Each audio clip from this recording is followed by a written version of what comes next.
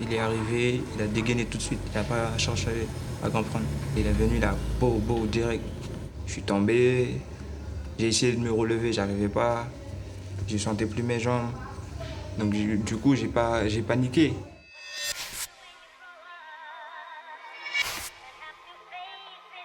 Je m'appelle Adama Kamara, j'ai 32 ans. J'ai grandi ici, à Garges-les-Gonesse. Ma vie a basculé en 2011, quand mon frère Sada a été tué dans une rixe à la gare. J'ai voulu me venger et j'ai été condamné à 8 ans de prison pour tentative de meurtre. Aujourd'hui, j'ai purgé ma peine et je lutte contre les guerres de cité. Dans cette série, je vais aller à la rencontre de ceux dont la vie a basculé à cause des rixes.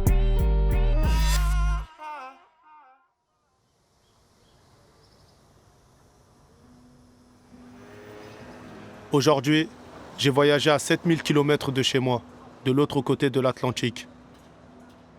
Je suis à Cayenne, c'est la plus grande ville de Guyane, un bout de France en Amazonie, juste à côté du Brésil. Ici, les rixes font des ravages, surtout au village chinois. C'est un quartier qui est surnommé Chicago. Comme dans la ville des États-Unis, la violence et la misère sont omniprésentes. Tout le monde dans le quartier connaît un mort ou un blessé à la suite d'une rixe. Damien a vécu ça, il a 17 ans, c'est un jeune du quartier. Il y a 2 ans, il a été touché à la moelle épinière, dans le dos. Depuis, il est paraplégique, ses membres inférieurs sont paralysés. La veille de la fusillade, une bagarre avait éclaté dans une soirée entre son cousin et un autre jeune. Le déchaînement de haine serait parti de là. Le gars aurait voulu se venger. Il a débarqué devant chez Damien en plein jour, à 17h.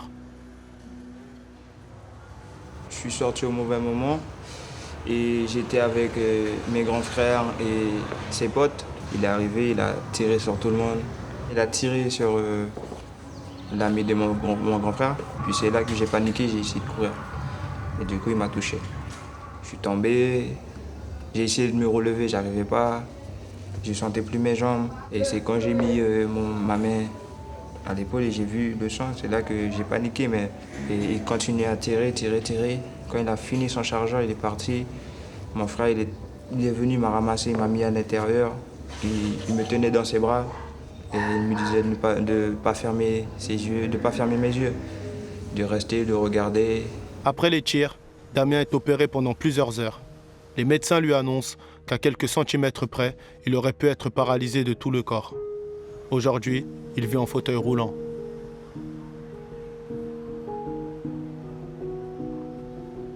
Et au début, comment tu le vivais, ton handicap? En tout premier, je vivais mal parce qu'après, j'arrivais pas à dormir. Je réfléchissais beaucoup.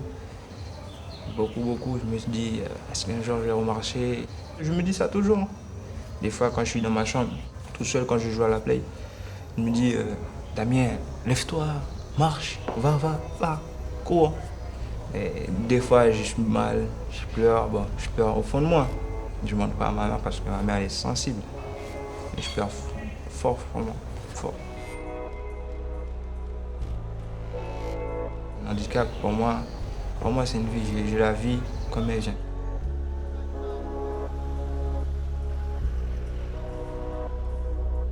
Tu m'as vu comme ça, c'est bien. Je suis content. D'être en vie, même si tu es en fauteuil roulant, quoi. Voilà. Parce qu'à l'heure actuelle, si j'étais debout, je ne sais pas si j'allais être incarcéré ou j'allais mourir. Damien fait partie de ces jeunes qui vivent les rixes au quotidien. Match aller, match retour.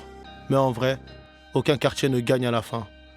Il avait même son groupe de potes, avec qui il a fait pas mal de conneries. Je dis pas que je suis pas un garçon gentil, mais j'étais vraiment méchant. C'est quand tu as vu, je suis rentré au collège. C'est bon, là j'ai commencé à parler chaud. Je me suis dit que je suis un gars de Chicago, donc je commence à représenter mon quartier. Après j'ai eu mon respect, bon, pas un grand respect, mais j'ai mon respect quand même. Des bagarres à l'école, des coups de bombe lacrymogène. Je suis allé en garde à vue, je fais beaucoup de choses. Hein.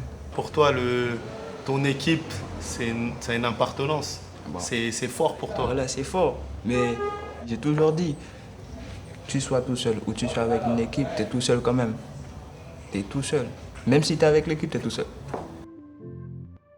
Salut l'équipe, c'est Adama Kamara. Merci d'avoir regardé cet extrait de notre documentaire sur Street Press.